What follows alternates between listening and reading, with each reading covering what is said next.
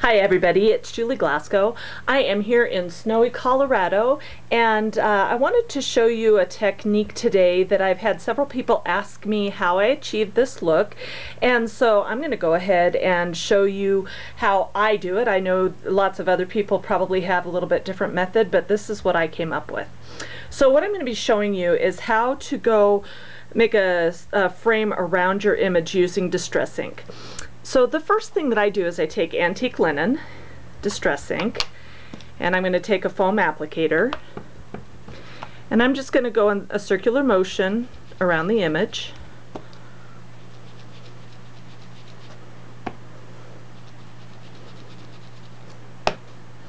Now today I used an image that hasn't been colored yet because just in case I make a mistake or I don't like the video, I can redo it again and not have to worry about that I've already colored my image.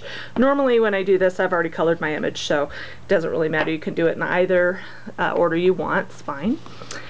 So the next thing I'm going to do is with the antique linen, I'm going to take a stamp from this Prima collection, and I cannot find the name of this, but I can tell you I found the set at Hobby Lobby, and it's this little corner stamp that I'm going to be using for this technique.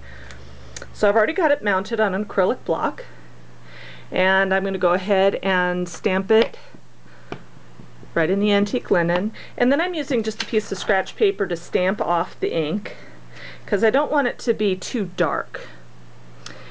And I'm just going to use a little bit of the edge to add the color, and it's really subtle, so don't worry about it if it doesn't pop out, especially when you're first starting, because you don't want to lay it too dark or it doesn't look right. So it's better to add color and layers as you go instead of putting too much color on right at the beginning.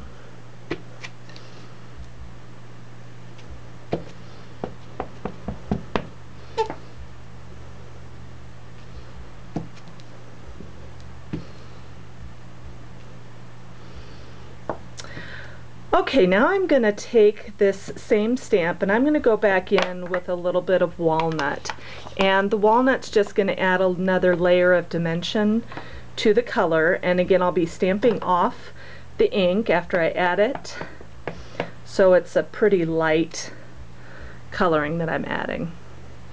I'm not pressing real hard.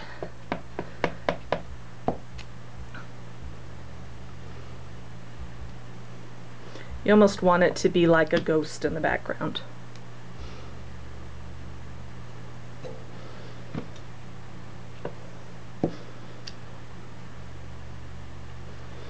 Okay, so the next thing I'm going to do is, again, I want to add just a little bit more of a layer of color just to give it a little bit more pop.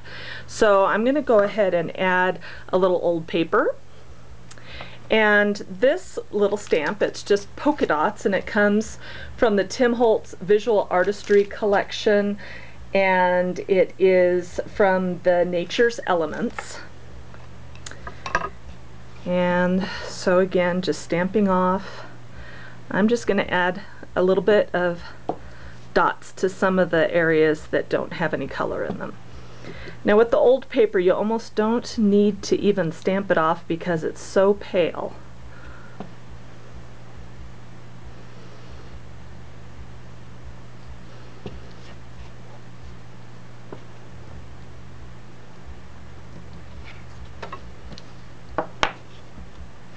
Okay, and once I've done that, I'm going to go back and I'm going to take the walnut stain and I'm going to go around just the edge of the image with my foam applicator.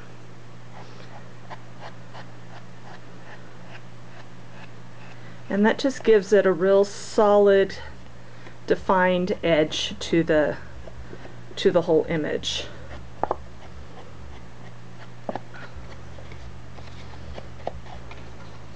So there is the completed frame around the image, and I do have a card that I did the same way that I completed, and this is the card. And this is from my post from yesterday, so if you go to the Make It Crafty blog, you can see this card, and if you go to my blog, which is www.stampwithjulie.com. You can see more information about the card and close-up pictures. So thank you so much for stopping by today. I hope you liked this tutorial, and we'll see you later. Bye.